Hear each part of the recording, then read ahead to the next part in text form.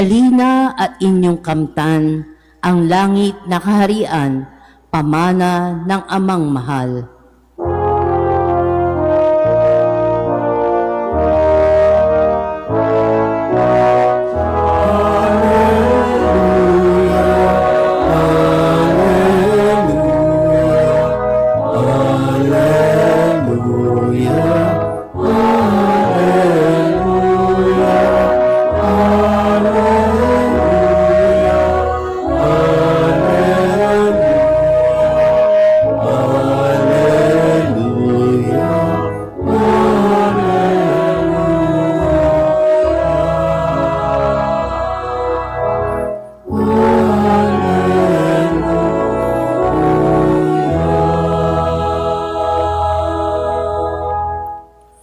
Sumainyo ang Panginoon. At sumainyo rin.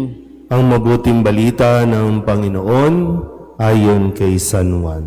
Papuri sa iyo, Panginoon. Noong panahong iyon, sinabi ni Jesus sa kanyang mga alagad, "Huwag kayong mabalisa. Manalig kayo sa Diyos at manalig din kayo sa akin. Sa bahay ng aking Ama ay maraming silid. Kung hindi gayon, sinabi ko na sana sa inyo. At paroroon ako upang ipaghanda ko kayo ng matitirhan. Kapag naroroon na ako at naipaghanda na kayo ng matitirhan, babalik ako at isasama kayo sa kinaroroonan ko. At alam na ninyo ang daan patungo sa pupuntahan ko." Sinabi sa kanya ni Tomas, "Panginoon, hindi po namin alam kung saan kayo pupunta. Paano namin malalaman ang daan?" Sumagot si Jesus, "Ako ang daan, ang katotohanan at ang buhay. Walang makapupunta sa Ama kundi sa pamamagitan ko." Ang mabuting balita ng Panginoon. Pinupuri ka namin, Panginoong Hesukristo.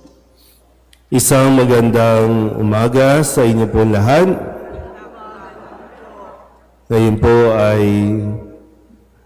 ang misang ito ay pagdiriwang at pag-aalay ng panalangin para sa lahat ng mga yumaong Kristiyano, para sa lahat ng mga mahal natin sa buhay, mga kakilala natin, mga namatay, na ngayon ay higit na nangangailangan ng panalangin. Sino po ba nakapunta na sa sementeryo o sa mga puntod ng inyo po mga kakilala at mga mahal sa buhay? Konti pa lang. So, huwag nyo nang hintayin sila ang dumalaw sa inyo, no? Mas mainam at sana po, no, huwag nating limitahan na isang araw lang natin sila dadalawin sa loob ng isang taon. At wag lang natin din lilimitahan na sa buwan lang ng Nobyembre natin aalalahanin at pamimisahan ang mga kaluluwa ng mga yumao nating mga mahal sa buhay. Kaya kung sigurado ka na ang mahal mo sa buhay nasa langit na, okay na yun. Kasi tapos na eh.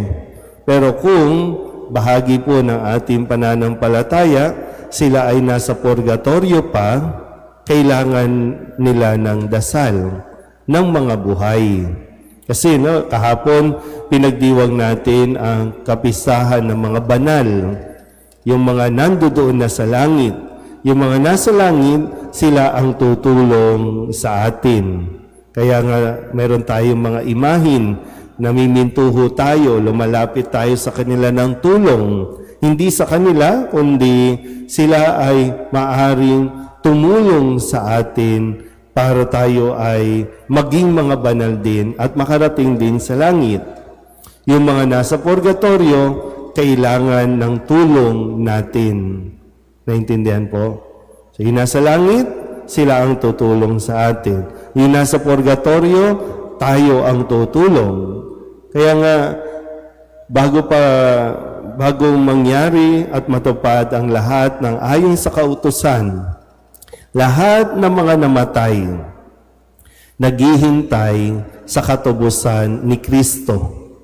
Nang si Kristo ay mamatay at muling mabuhay, doon nabuksan ang langit at doon labis ang kagalakan ng lahat ng mga naghihintay kay Kristo para sila po ay makapasok. Kaya nga sa unang pagbasa, 'di ba, sinasabi dito at sinasalaysay sa aklat ng Makabeo, no, na yung pagpapadasal, 'di ba? Sabi nagpadala si Judas ng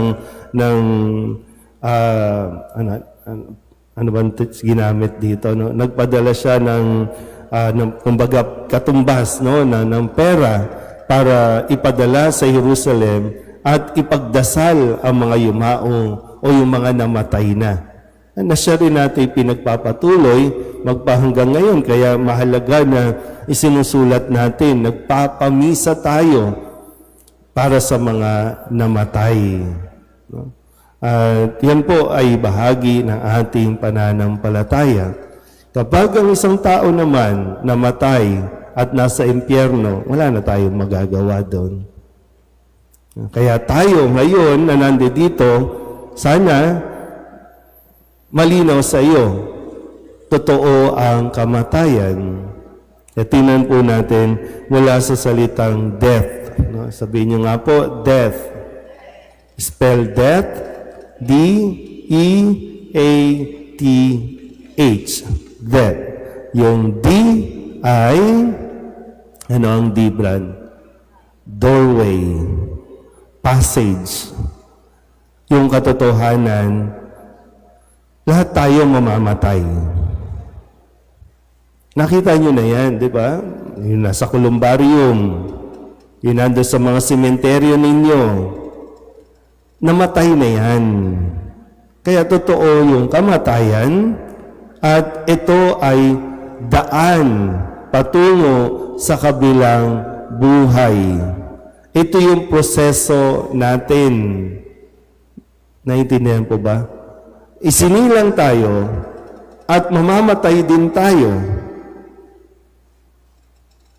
At hindi dapat katakutan, kundi dahil ito nga ang magiging daan sa kabilang buhay. Kaya nga pag namamatay tayo o may namamatay sa atin, ang sinasabi nating salita ay sumakabilang buhay. So doon pa lang nagpapatuloy. Hindi yung pag namatay ka dito, maglalaho ka na lang. Hindi. Sasakabilang buhay ka lang. So ang kamatayan ay isang proseso para tayo makatawid, para tayo pumunta doon sa kabilang buhay. Yun nga lang, saang buhay tayo? Buhay patungo sa langit o buhay patungo sa walang hanggang pagdurusa? May impyerno, may langit. Doorway, ang kamatayan. Next letter, E. Ang E ay eternal life. So ulitin ko po, no? Walang hanggang buhay. Pagkatapos ng buhay natin dito, may walang hanggang buhay sa kabila. Yung nga lang, anong buhay? Walang hanggang kaligayahan o walang hanggang pagdurusa?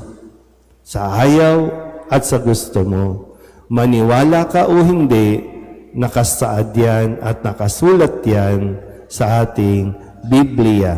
Doon sa mga hindi Katoliko na laging ginagamit ang salita ng Diyos, ang Biblia, ay may nakasulat, ay walang nakasulat.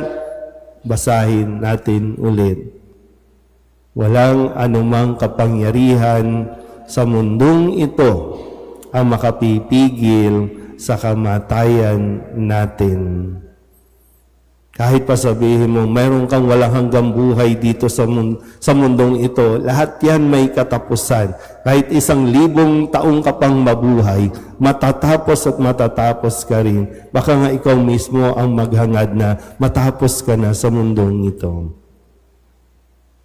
Next letter ay A. At ang A ay awakening. Yung pagkamulat. Sana, no, taon-taon bumabalik tayo araw-araw o linggo-linggo, pinamimisahan natin yung mga namatay. Kasi totoo naman talaga. Kaya nga pag pupunta ka sa puntod, no, maganda ilagay natin doon sa mga, di ba may mga nakasulat diyan, yung pangalan, tapos kung ano yung parang salita. No? Maganda pag mapaalalahanan tayo na pag nabasa natin, tinignan natin yung puntod na yan, di ba, na ako ngayon, ikaw naman bukas. Di ba? Yun yung mamulat ka dapat kasi pag hindi na para bang ay hindi pa ako mamamatay, ay hindi ako mamamatay, kaya kung ano-anong pinaggagawa natin sa buhay natin dito. Next letter, T. Ang T ay time. Sabihin nyo nga sa katabi ninyo, may oras ka rin. Di ba? Kahit gaano ang pera, kahit gaano kadami ang pera mo, hindi niyan mapapahaba ang iyong buhay. Kahit gaano kadami no, ang ari-arian mo, pag pumunta ka sa sementeryo, ganito lang, lupa ang kailangan mo. Sa columbarium nga, square lang ang kailangan mo. Garapon lang ang kailangan mo. Minsan nga, wala pa kasi may mga kung ano-ano tayong pinag-iisip, di ba, no? Isasaboy ang abo sa kabundukan, sa karagatan. Hindi po natin gawain yun, ha? Tigil-tigilan niyo yung mga napapanood ninyo sa pelikula na isasaboy. Bakit walang ipakain nyo ako sa buwaya para mas magkasilbi pa? Sayang naman, maaagnas din lang naman yung balat natin, di ba? May oras tayo. Hindi natin hawak yung oras. Tandaan natin yan, ha? Hindi natin hawak ang oras. Tanging ang Diyos ang may hawak sa buhay natin. Pero habang hinihintay yan, sabi nga sa ating ebanghelyo, huwag kang matakot, huwag kayong mabalisa. Hindi tayo nabubuhay at binuhay sa mundong ito para mamoblema ng mamoblema. Sayang ang oras. Minsan kapag namatay na yung tao, doon natin gustong humabol. Kapag namatay na ang tao, doon natin gustong ibigay ang lahat. Kung kailan namatay na, doon ka magpapakater. Nung buhay pa, pag nagbe-birthday, tipid na tipid ka. Ayaw mong ipag-birthday.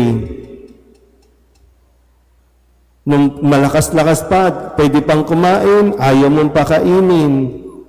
Kung ngayon diabetic na, ayaw mo pa rin. Diba? Minsan yung mga katramahan din natin, kung kailan namatay, doon ang dami mong gustong sabihin mabubuti. Pero nung buhay pa, wala kang masabing mabuti. Inaaway mo pa nga. Sabihin nyo nga ulit sa katabi ninyo, may oras ka rin. Last letter ay H. Humility. Kung gusto nating makapunta sa langit, magpakumbaba tayo. Di ba? Sabi nga, ang napapakababa, itataas. At yung napapakataas, ibababa. Kasama na dyan yung habang tayo nabubuhay, alam ko marami sa atin nasaktan, sinaktan ng mga taong minahal mo o pinagkatiwalaan mo. At doon may papakita ang tunay na kapakumbabaan, yung ngayon pa lang na tayo ay buhay, yung makapagpatawad na tayo, humility na yon sa part natin, na tayo na mismo ang gagawa din ng paraan, at tayo din mismo na kapag hiningi ng pagkakataon, handa mong ibigay dapat ang pagpapatawad para mas maging matiwasay, magaan ang iyong pakiramdam. Humility. At nawa, sa pagdiriwang natin ito at sa patuloy natin na pagdalaw, sa mga puntod ng mga yumaon natin mahal sa buhay, ma-realize natin ang katotohanan tungkol sa kamatayan. Handaan niyo po, hindi ito parusa. Ito ay daan patungo sa piling ng Diyos sa kaharian. Amen.